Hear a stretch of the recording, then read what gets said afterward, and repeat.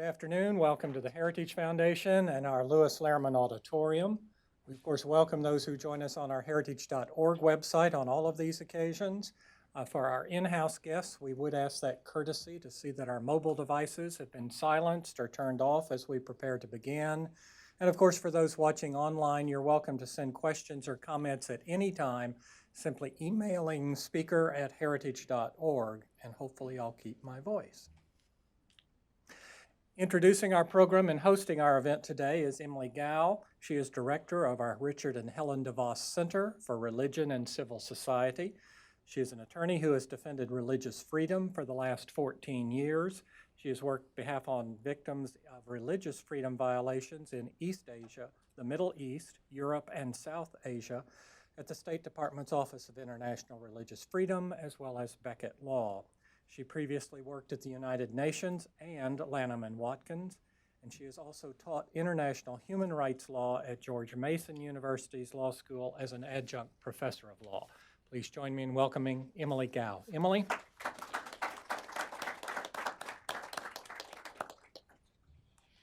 Welcome and thank you all for coming. There are times when Americans who hold different viewpoints should come together to protect the most vulnerable in our society, and this is one of those times. Today, almost 440,000 children are in foster care. 100,000 of them are awaiting adoption. This number was shrinking for the last decade, but now it's rising due to the drug crisis.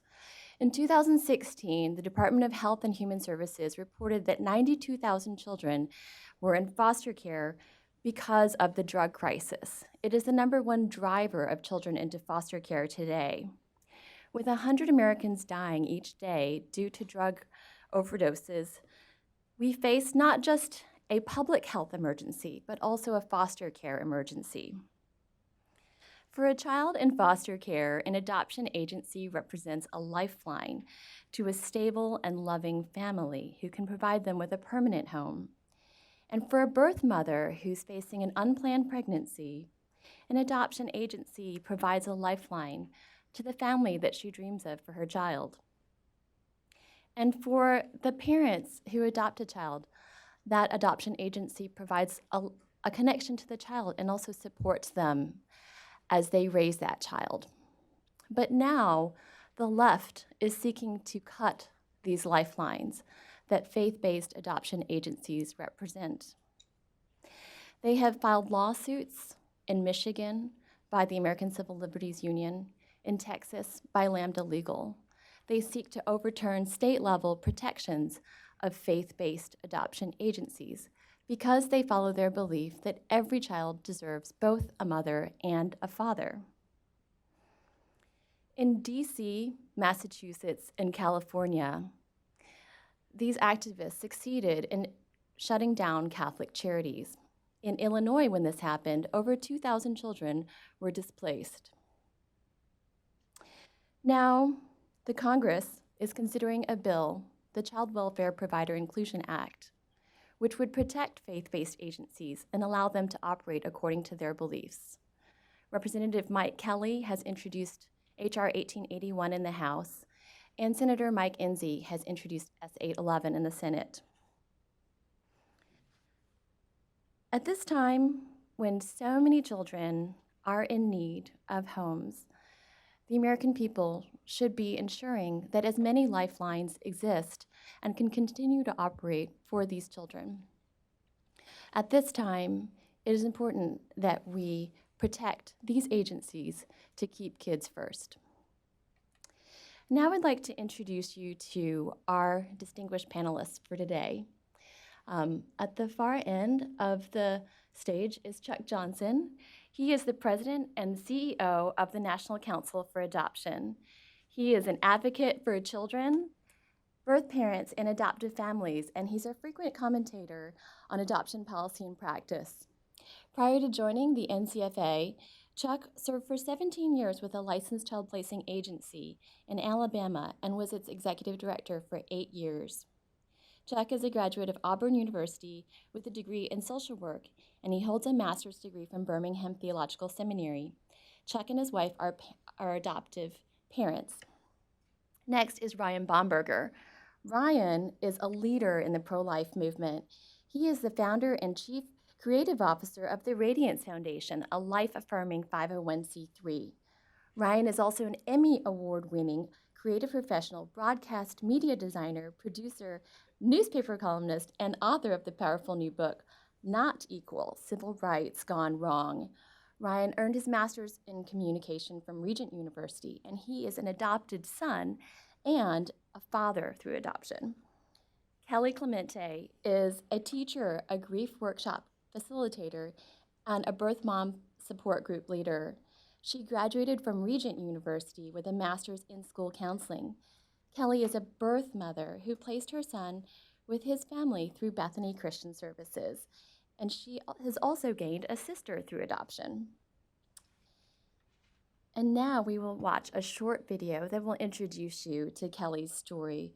This video was made by our colleague Kelsey Harkness on the Daily Signal, and you can share this video on Facebook and Twitter.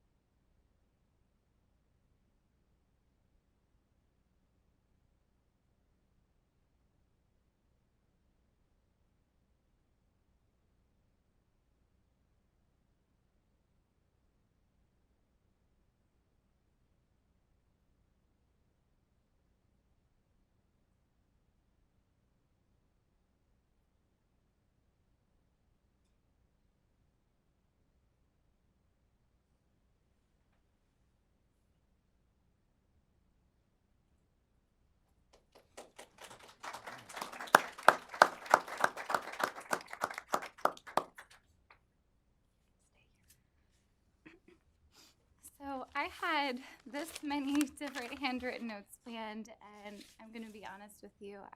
I'm just going to speak from my heart because my the story is my life, and it's not just a policy that I'm trying to push. It's not a political belief that I'm here today to really talk to you about. I'm here because adoption changed my entire life. Not just because I was pregnant, but because there was a courageous woman that had a child and chose my family to raise that child. And I'm going to be honest, I was not nice to that woman, thinking about that woman. I thought that adoption was a wonderful thing, but I thought that birth moms were heartless and evil to be able to have a child, to walk 9 months through a pregnancy, and to be able to walk away from that child. What type of person does that? So I know that some people watching this are looking at me and saying, wow, what type of person does that? Well, I did. I made that choice. And I made that choice out of love. I made that choice because I wanted a mother and a father to raise my unborn child.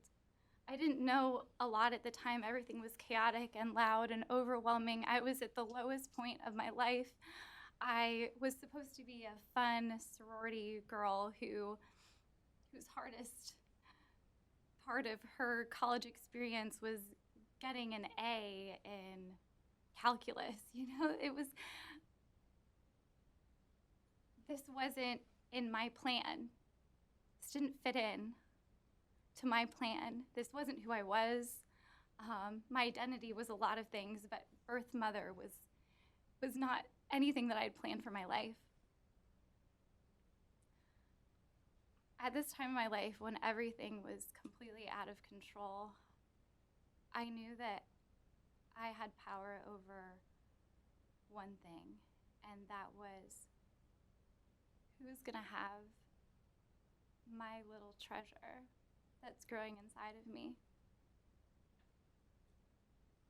I couldn't change the fact that I didn't have a home, that I didn't have a job, that I didn't have an education, that I didn't have a husband. I could not change any of that, but what I could change or choose was the family that would raise my child. And honestly, I didn't choose Bethany because it was a faith-based organization. I chose Bethany because it was the first thing that popped up on Google. And I remember being in the car with my best friend, and it clicked for me that, oh, this Bethany Adoption Agency, Bethany Christian Adoption? Oh, this is a Christian adoption agency. Oh, the judgment is gonna be so real, because I expected to be treated by the women at that adoption agency the way that I had treated my sister's birth mother. And I walked in expecting the wrath of God to be on me, eye rolls. And I thought that's what I deserved.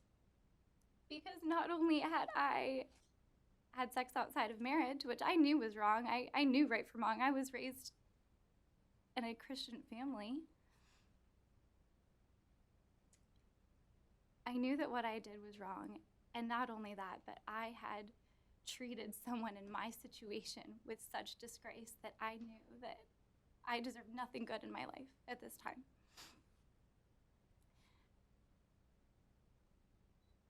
I was met with love by Bethany social worker. And I use the word love because she was patient with me, she was kind with me, she kept zero record of my wrongs. And I hadn't even read that verse in Colossians at that point in my life. I just knew that there was a woman that wasn't pushing an agenda on me. She just wanted to hear my story. She never shoved religion down my throat. She never made me feel bad for what I did. She was the first person that saw me and heard me and made me feel like maybe there was light at the end of this tunnel that I was trapped in. And Stacy was amazing. She walked me through the hardest time of my life. When I think back at that time in my life, I see a lot of darkness and this ray of sunshine, which was this social worker that was there for me. And I I just remember feeling like God was so angry with me. And a wise woman once told me that it doesn't really matter what you say to people. What matters is how you made them feel. And I don't remember specifics of what was said to me at Bethany. I just remember leaving that first day feeling lighter. Like this burden that I was carrying wasn't just mine, it was being shared with someone else. I know now that she was taking that burden and leaving it at the foot of the cross of Jesus. But I didn't know that back then. I was just like, wow, this is a really cool Christian. She's being really nice to me. So anyway, you have been let into a little piece of my world, a small part of my world, but the most impactful part of my life. And I just want you to hear me when I say that it's not fair to take away a birth mother's right to a faith-based agency because these women don't just have a physical problem. Some of these women are at their weakest moment spiritually, and they are spiritually dying. And if you cannot provide them with spiritual hope, which in my mind, that is the only real type of hope that there is. Jesus is hope for me. And if you take Christ out of that conversation in those rooms with these women that are at their lowest point, like I was, if you take Christ out of the conversation, you are doing them a disservice.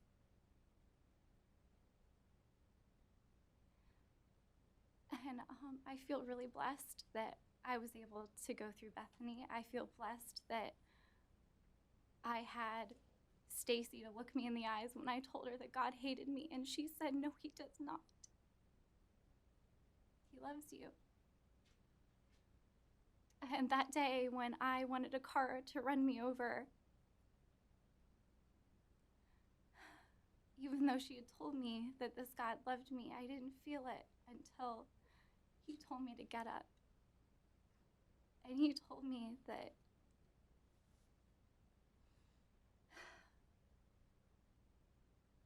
I'm not done with you yet.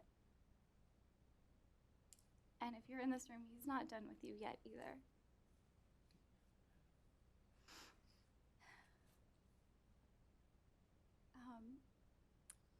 I do want to introduce you guys to someone that came here today.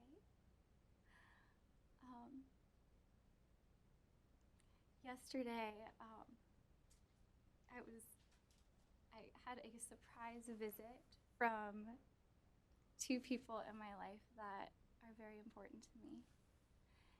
And they are my birth son, Alex, and my adoptive, I don't even know what to call you. You're my best friend. You're like the best person in my life, Sean. And they're sitting right here. They're right here.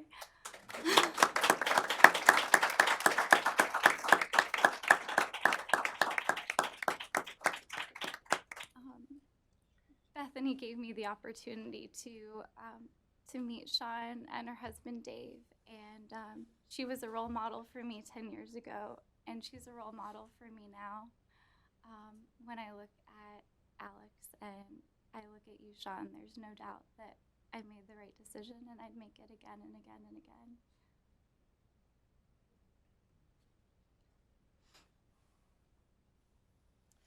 Thank you, Kelly.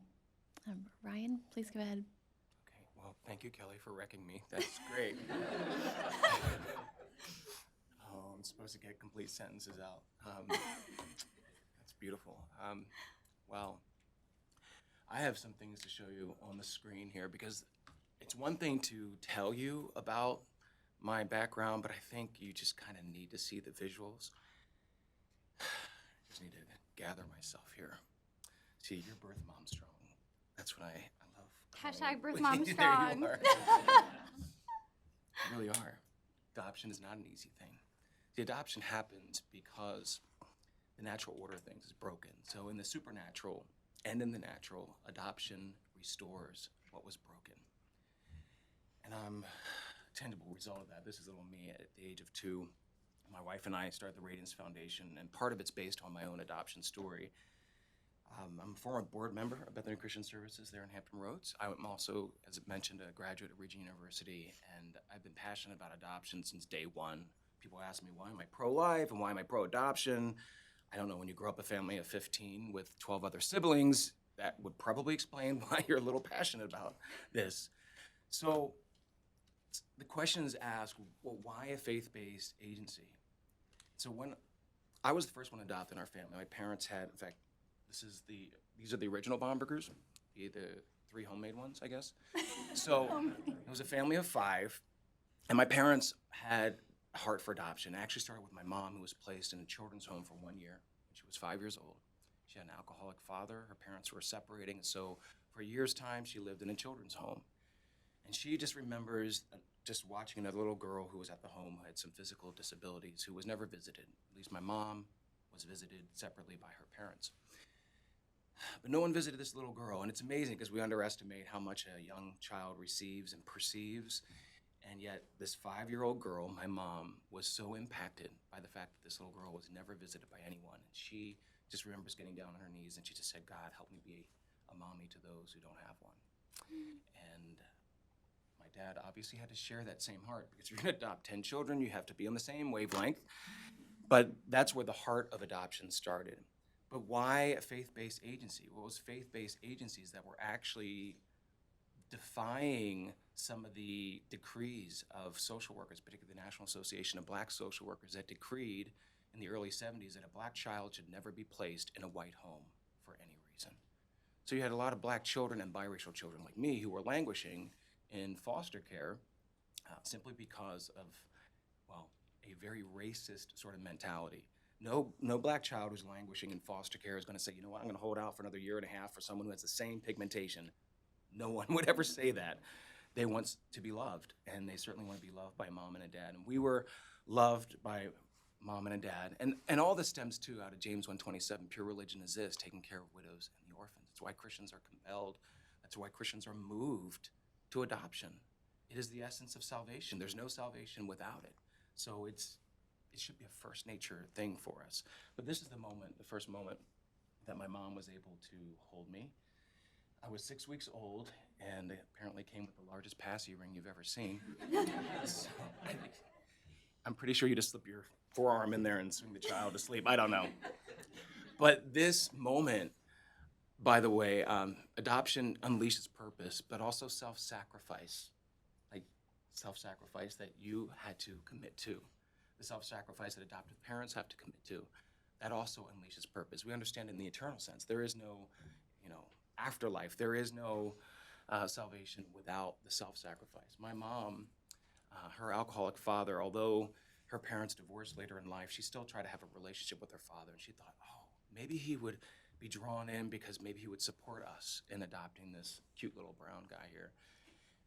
And she knew that he was a flawed man. He was a very broken man, but she didn't realize he was also racist. And so when she talked about this idea of bringing a black child into their home, and her father wanted nothing to do with it, especially since there's a adorable little boy here in the front, I'm like, I'll keep it rated G, but he just said, if you bring that black child in your home, you're basically gonna ruin your family. He didn't want nothing to do with the family. In fact, he pretty much separated. Never saw him. He missed out on 13 amazing grandchildren. So my mother literally had to lose a father in order to gain a son. And so that was the first adoption. Okay, first hurdle over. I'm just glad she chose well. She chose me. So thank you, Mom. But also, adoption restores what is broken, but it also reminds us of what is needed. I needed my mom. I needed my dad. My dad is the most amazing man in my life.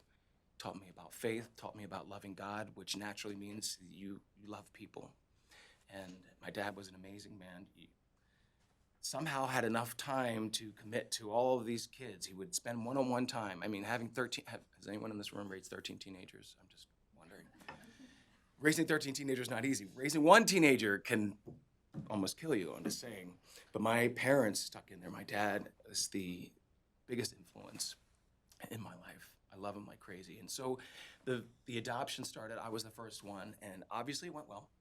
So they kept bringing in a new flavor every year into the family. And so this is when we were a small family of 8. But I love the title of this news article. My parents didn't do many interviews at all. They're shy people, amazing shy people. But I love the title. It says, quote, "Unwanted children," unquote, "find their wanted."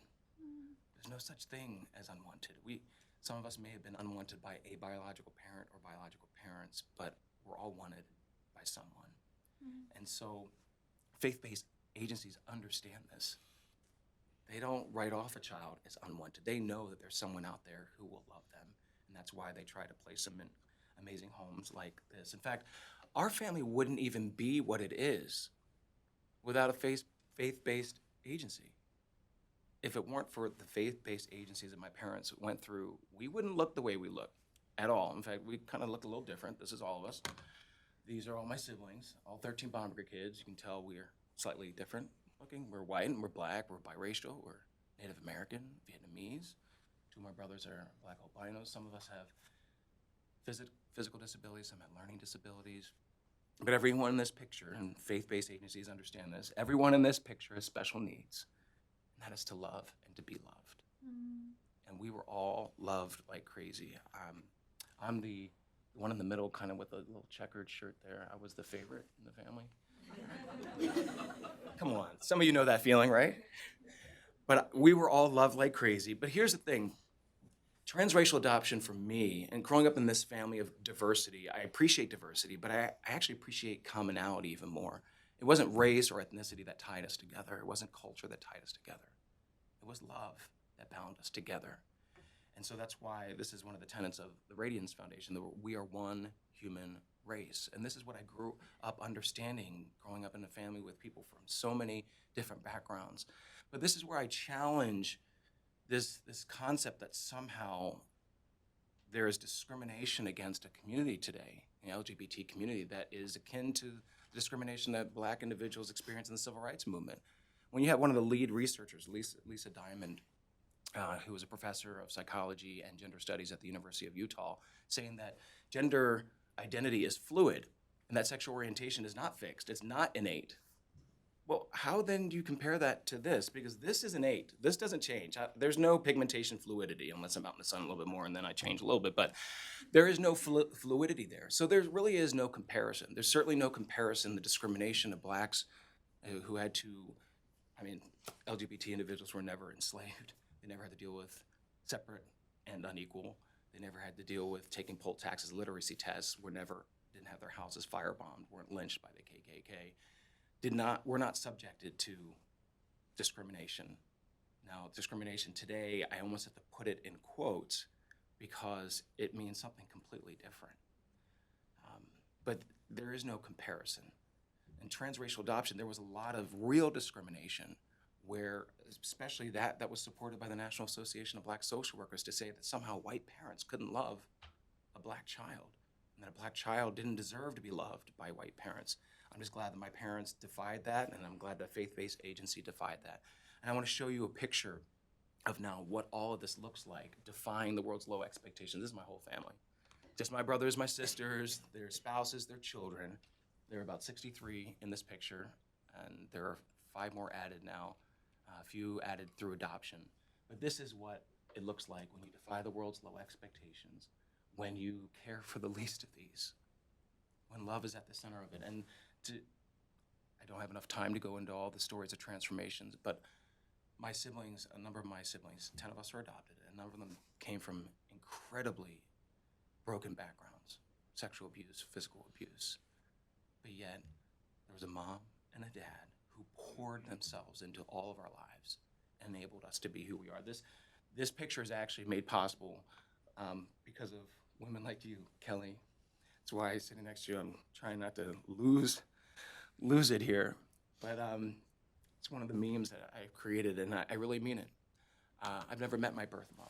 So when I do get to interact with birth moms, I just see the incredible resilience and courage in you, and I'm very grateful and thankful because you proved that you were stronger than your circumstances. You could have chosen a much easier route, at least it might have seemed easier at the time.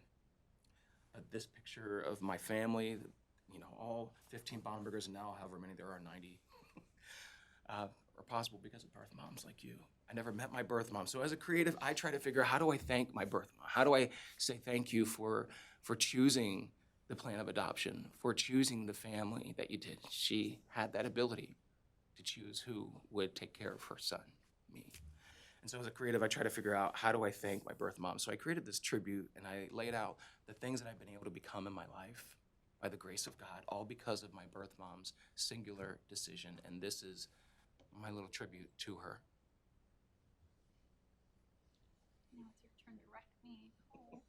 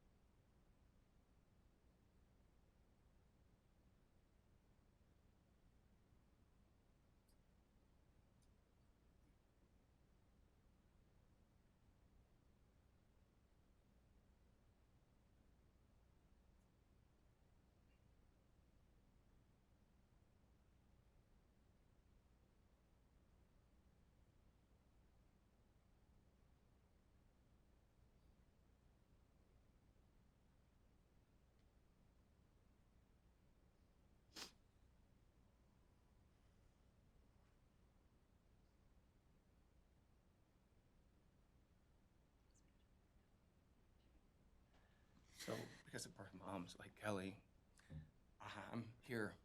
I'm able to love and to be loved. And I know what it's like to be truly discriminated against. I'm that 1% that's used 100% of the time to justify abortion. That's true discrimination, where those around us would say that someone like me should have been aborted. But instead, I had a birth mom who chose life, gave me the incredible gift of adoption, and gave me the best gift of my life, which are these people right here. It's my wife and my 4 kiddos, 2 of whom were adopted.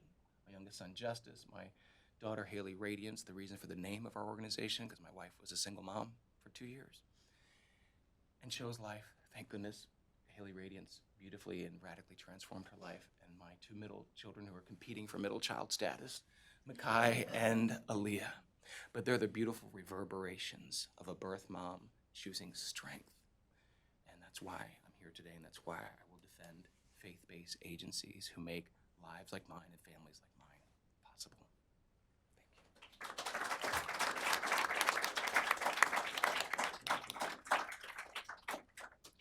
Thank you so much, Ryan. And now, Chuck.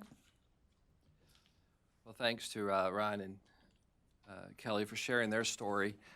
I'm the policy wonk representing a non-sectarian agency discussing these faith-based issues. But I am glad to be here, and thank you, Emily, for having us.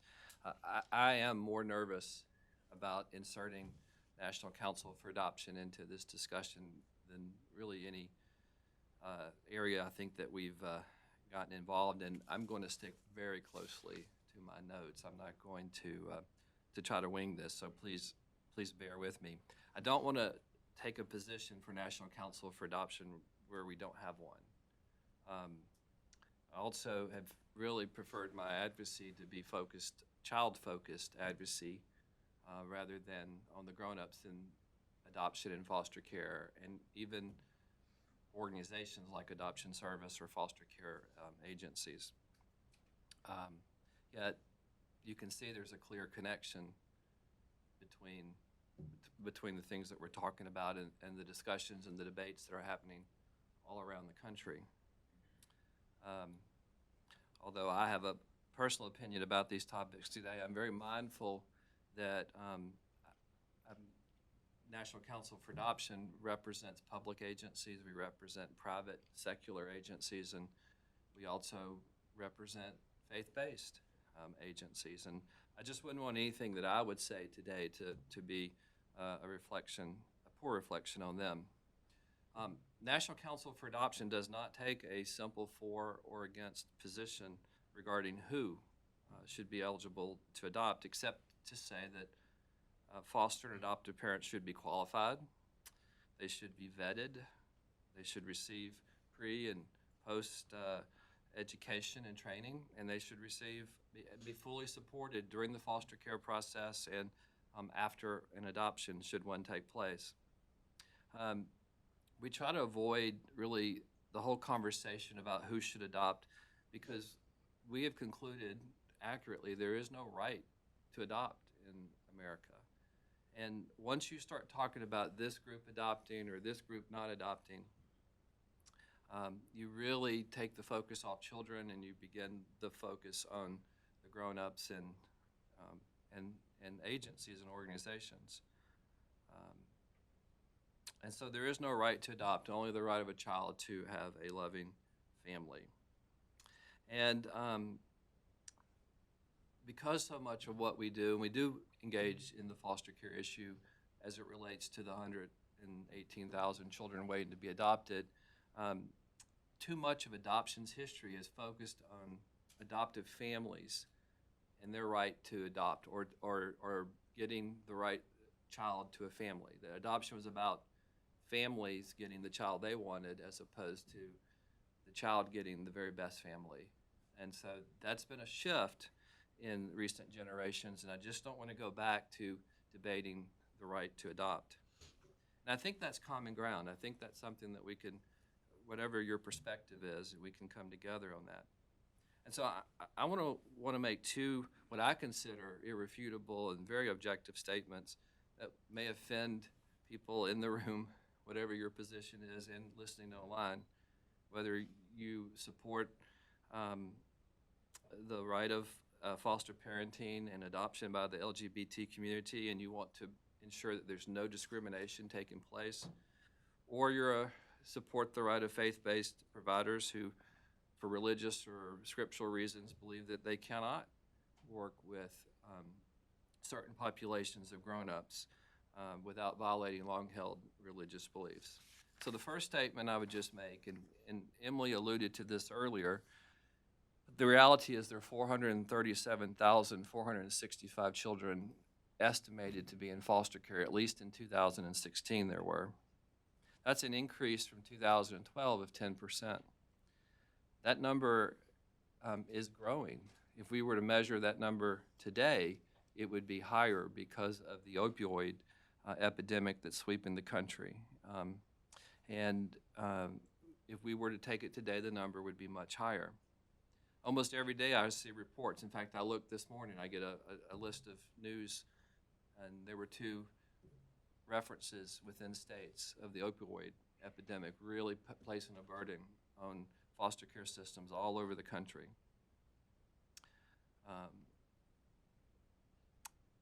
As children who are being removed from parents who are suffering from addiction, unable to care for their children, they're being removed from those families and placed in foster care. Some of them will end up being adopted. Some of them will return to their families when they're ready.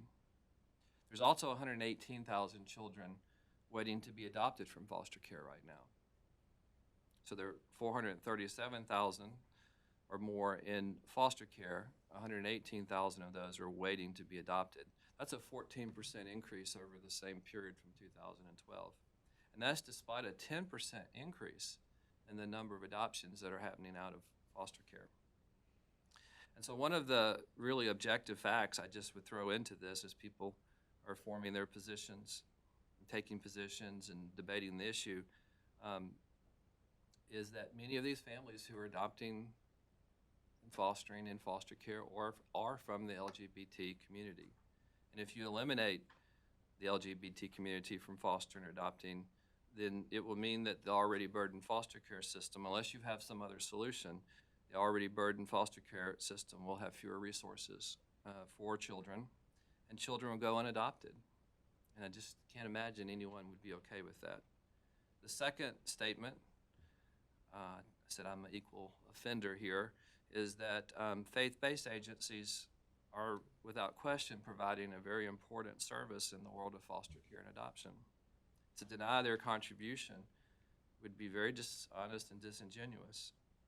I know many people who work in these agencies, and they are very passionate about the work they do, very passionate about the children, the families they serve, and they work very hard and very effectively to serve the foster and adoptive families engaged in their programs. So to eliminate faith-based agencies from the field of service over ideology, to take away their licenses, which is happening in states, to prevent them from entering into contracts to provide these services with public entities, and that's happening. It's going to end up with the same result that we talked about previously, that you're going to see children, fewer resources for children in foster care, and children will go unadopted. And again, I can't imagine that we would be good with that when it's not necessary. So those are the facts, and I would argue that we can't allow ourselves to be distracted by ideology. Rather, I think we need to keep the focus on children and what's in the best interest of children. The truth is that foster and adoption by the LGBT community is happening in all 50 states. That's just a fact. It's happening. A parallel truth to that is that when faith-based agencies are allowed to continue to provide these services rather than being forced out, when they're allowed to continue, nothing's changed.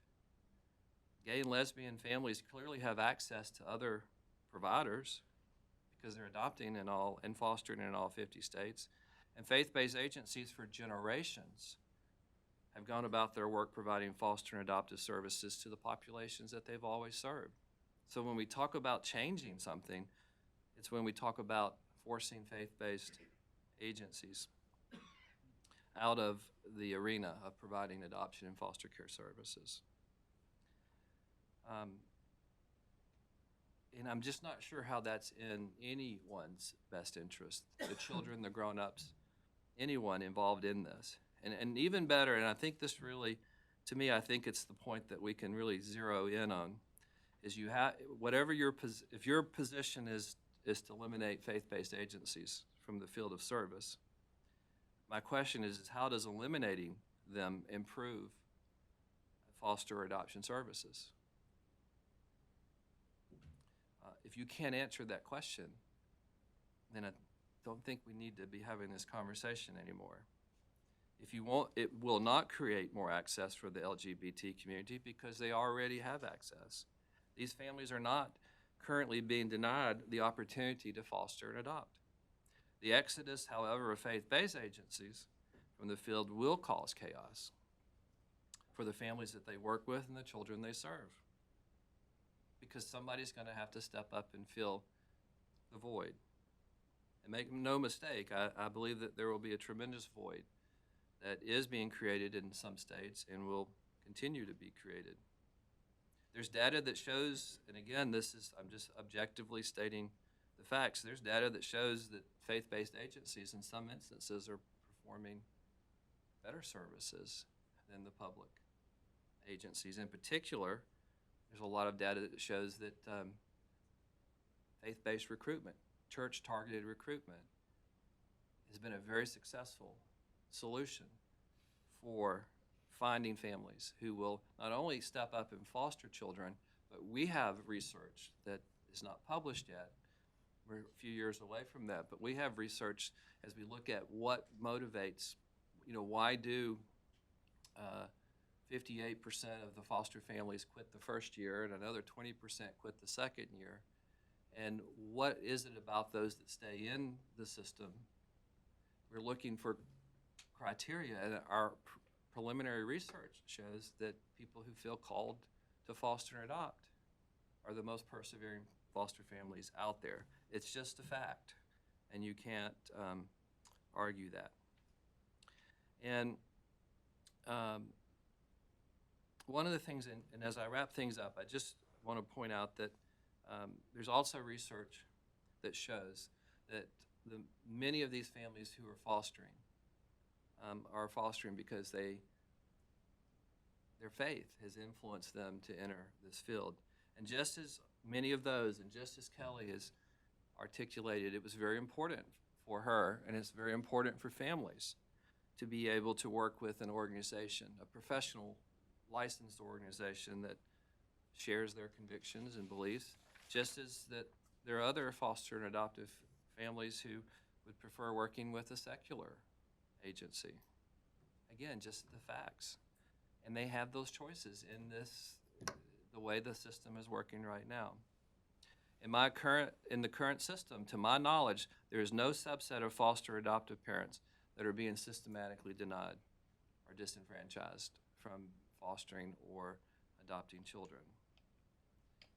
So whether it's public agencies, secular private agencies, or faith-based agencies, all are providing a very valuable contribution to the arena of services. The need for children to have more resources is growing, not decreasing. So in my opinion, it would be very reckless, cause long-term damage, and would not be in children's best interest to eliminate any quality provider. There's a role and need for all service providers to remain engaged in serving the very diverse community. And that's something I think we have to recognize, is there's a diverse community of families and children out there. And we need a diverse set of agencies who can provide that. So I'm just back to this, the question that just occurred to me as I wrap things up is that if you're looking at or believe that it's appropriate to eliminate faith-based agencies from the field of service, you're going to have to answer the question that if it doesn't help more children find families, and if it's not in children's best interest, then I'm not even sure why we're having this conversation other than over ideological reasons. And I think we need to keep children first in this discussion. So those are my remarks.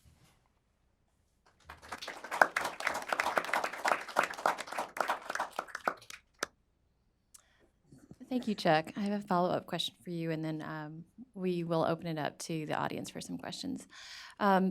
So the City of Philadelphia has just suspended the contracts of two faith-based agencies, Bethany and also Catholic Charities, because they have a policy of placing children with a mother and a father. We've talked a lot about the foster care system. Can you help us to understand what happens to an agency in a more holistic way? What will happen if the states adopt policies as they did in Illinois and Massachusetts that will penalize the agencies based on their religious beliefs about having a mom and a dad? What happens to the whole agency, and will the adoptions of infants, the domestic private adoptions, be affected as well?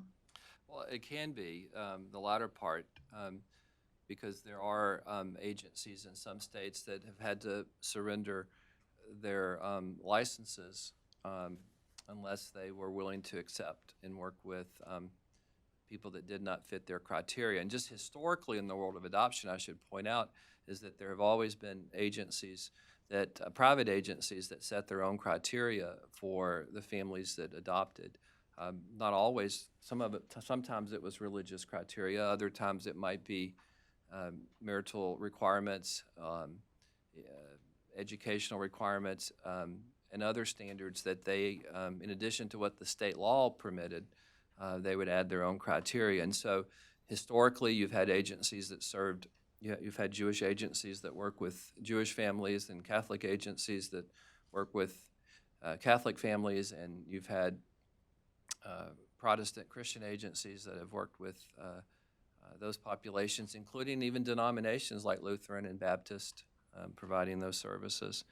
And so when you talk about not just preventing, as happened in the city of Philadelphia, where Christian agencies were not allowed to partner and contract with the city of Philadelphia anymore, there have been some states that have even prevented and eliminated the agency from continuing their license. So they've lost their license. So they can't work with Kelly if she chooses to want to work with a faith-based agency or a family that wants to, a Christian family that wants to work with a faith-based agency. So that's happening, and it's of tremendous concern.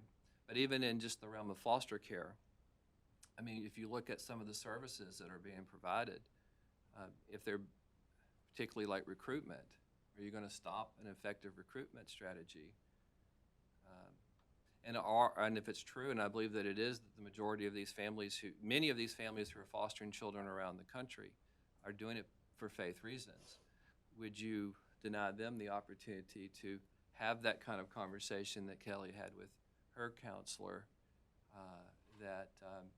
as they talk about the struggles that they have? Or you're only allowed to provide a social work answer, a secular answer to encourage somebody? Or you're not allowed to say that there's hope in, you're a Christian and there's hope in Christ and there's forgiveness? I mean, are you not allowed to make those statements? Because that generally in a public agency, that would not be permitted. And so I think it just has very huge, serious consequences when we talk about this. And I just don't see it as, we've concluded, even though we don't take a position on the right to adopt, we don't take a position against LGBT families adopting. I just do not believe it would be in the long-term best interest of child welfare and children and birth parents and the families who are working with for adoption and for fostering to prevent them from having choice in this matter.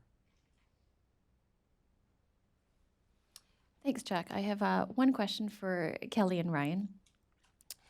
So you've both been active in the pro-life movement, and I'd like to ask you if you see a connection between your work in the pro-life movement, giving women a choice of life, and also your work on adoption, having a diversity of providers for women to choose from. Want me to answer? I'll answer. No, I'm just kidding. You want to go? I think that having a diversity of adoption agencies is incredibly important, because if, let's say that I was a carpenter and that was number one important thing in my life, was like, if I have a child, I'm going to place this child for adoption, I need this child to be raised by 2 carpenters. I think that there should be an adoption agency for that. I mean, why not? I'm not a carpenter, I'm a Christian, and I wanted my son to be raised by 2 married Christians. So I think I took it a little bit too far with the carpenter comment, but I think the more adoption agencies, the better. The more choice for the birth mother, the better. We are the most marginalized group of this entire adoption triad, and to take away our voice and our right to be able to have support, because sure, there are women who don't have faith, that aren't interested in faith, that choose adoption for their child. However, the women that I've talked to, like I said before, this isn't just a physical experience or struggle that they're going through. This is an emotional battle. This is a spiritual battle. And for some women, I'm blessed that I get to have this open adoption with this boy with the sweetest face ever looking at me right now. That's gonna make me cry. But I'm lucky that I am able to have an open adoption. For some women, they have a closed adoption, and the only choice that woman gets to make for her child is who her child is raised by. And to take that decision away, or to not provide her with the support that she needs spiritually as she makes that decision, is an injustice. I fully agree. The issue when it comes to the pro-life movement, I mean, you can't talk about abortion without talking about adoption. I mean, basically, it's like not finishing a sentence. You can't have the conversation. And this is what I find interesting, just putting things into context. The same groups that are trying to shut down these faith-based agencies, the same LGBT activists and organizations that are trying to shutter adoption agencies, are the same ones that try to shutter pregnancy centers, reducing choice for women who find themselves in unplanned pregnancies. So not only are they trying to rid the diversity of options when an unplanned pregnancy arises, they're also trying to rid the options when it comes to adoption, one of the only 2 alternatives to the violence of abortion. Lambda Legal ACLU, they're all radically pro-abortion. All the organizations that are supporting, or I'm sorry, that are fighting against the Child Welfare Child Welfare Provider Inclusion Act, I have to get that all together right. The ones that are opposing that are all LGBT organizations that are pro-abortion and proudly announce their solidarity with Planned Parenthood. And abortion, in my estimation, is the ultimate form of discrimination. It's actual discrimination. It's violent discrimination. So I think it's really important in the pro-life movement that we understand what's at stake here. Because when you're eliminating those who are actually leading and placing children, vulnerable children, in loving and stable homes, and those agencies are being threatened with closing, that eligible foster parents are being nixed because they don't affirm an ideology, it puts us in a dangerous place, and it's not keeping kids first. Thank you, Ryan. We have time for a couple of questions from the audience. Please speak into the microphone that is circulating if you have a question, and please make sure it's a question. Thank you.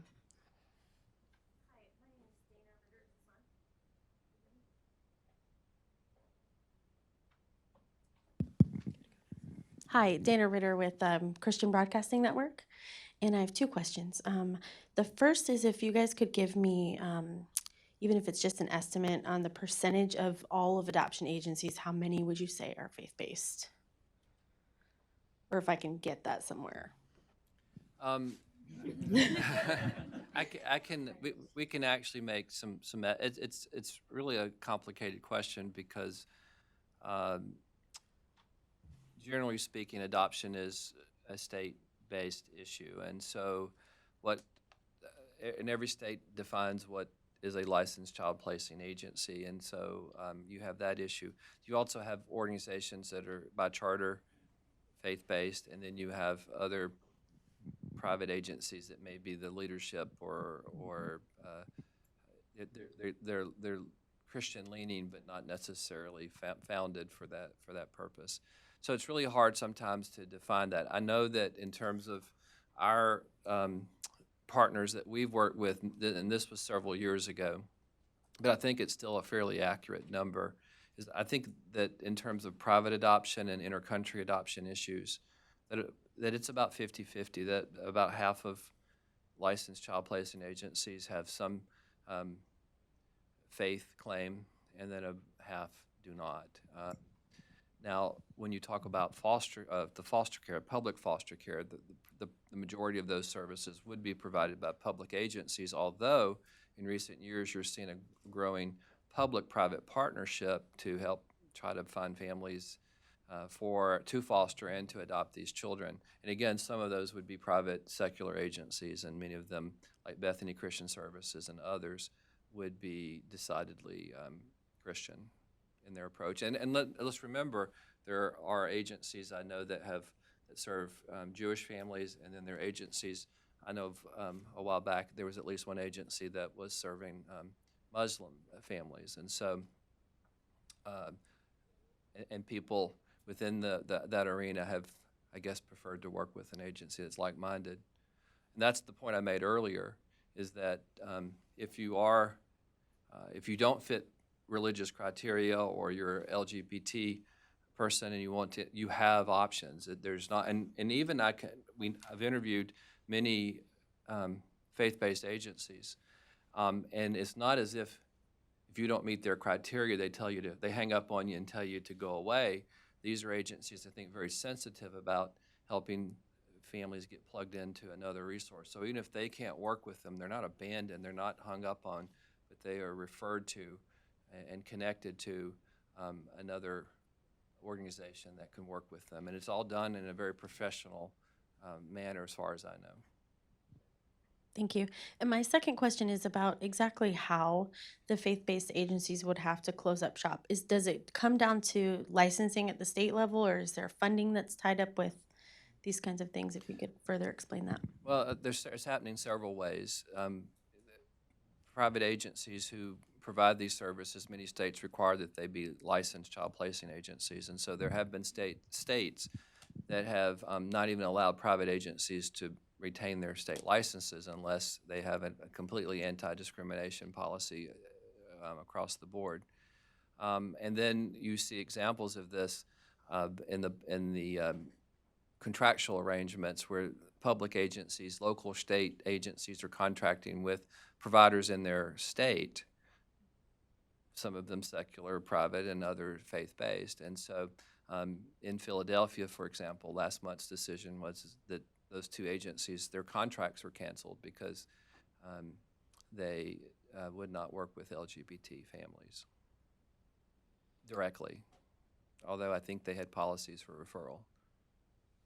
So if they recruited, if their recruitment efforts resulted in a person who did not meet their criteria, so they recruited a family, they wouldn't allow that family to wither away, that they would make an appropriate referral so that another agency can work with them. We have time for one more question.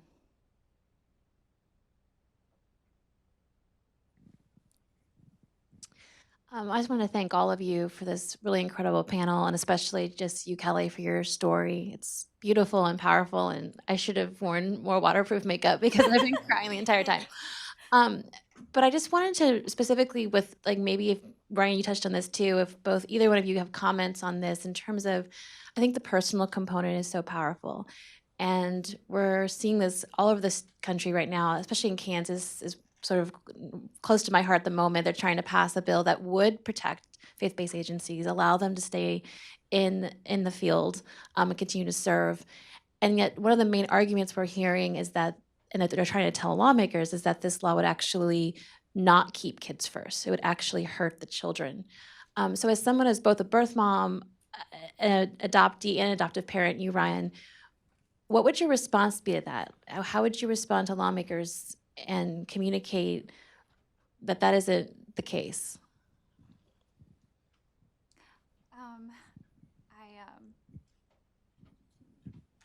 That's hard to hear that they would say that, you know, shutting the doors of faith-based agencies is the right thing to do for kids, because, you know, from the God that I serve, and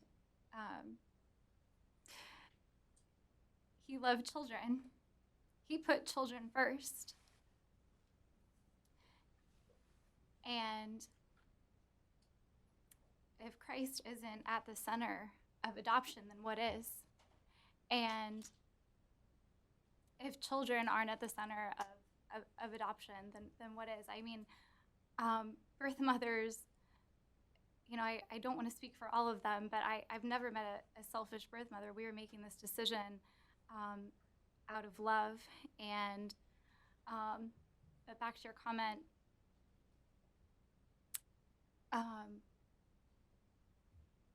I can't imagine a world where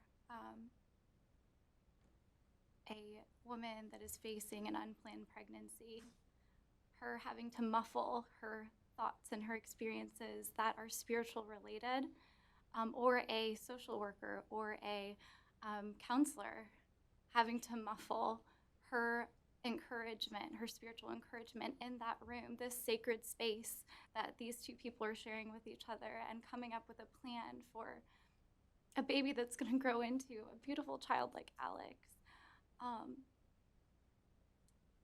To take Christ out of the conversation to say that that is a good thing is unfair, and it muffles the voice of birth mothers, it muffles the voice of social workers and counselors that want to provide real hope and not some sugar-coated type of hope that comes through the secular world. I think we have such an interesting idea of what discrimination is. Too many people think it's inherently evil. It's not. We discriminate all the time. We decide which clothing we're going to wear. We decide which food we're going to eat. And in adoption, it is inherently discriminatory because the goal is to find the best environment for the child, the best family for the child. So there is discrimination in that. So there's no way to have a fully anti-discrimination sort of framework, because it is discriminatory, because the whole point of adoption should be what is in the best interest of the child, what is best for him or her. And in this case, with these states trying to protect faith-based agencies, it is crucial for them to continue what they've been doing for decades and decades and decades. Where was the ACLU? Were they suing these faith-based agencies because they were somehow failing to some extent prior to the past few years when the LGBT ideological infusion into adoption became preeminent, and that's where we are right now. I just think it's tragic because in the end, okay, in the foster care system, for instance, there's 65,274 individual, beautiful children who are waiting to be adopted. That's in the last report from the Department of Health and Human Services. How are they being helped by eliminating more of the options? I mean, the whole point is to find more homes. The whole point is we're failing as a nation to rise up to this challenge of providing forever families for these children. And the attempt, the short-sighted, the short-sighted attempt by activist organizations to eliminate faith-based agencies is not keeping kids at the center of this. And so attempts in these states to protect faith-based agencies, I support them. And I would pray that certain politicians get a spine and support these faith-based agencies who have been operating for a long time out of their Christian calling, out of their faith-based calling, to do what they need to do to care for widows and orphans. And I would just add to that is that one of the things that, again, as someone who's trying to approach this issue in an objective way, that characterization by proponents of LGBT adoption, it's really not accurate. Because as Ryan said, and as I said earlier, these are agencies that have never worked with these so you're not creating a new standard of discrimination all of a sudden that's legally protected, but you're just essentially recognizing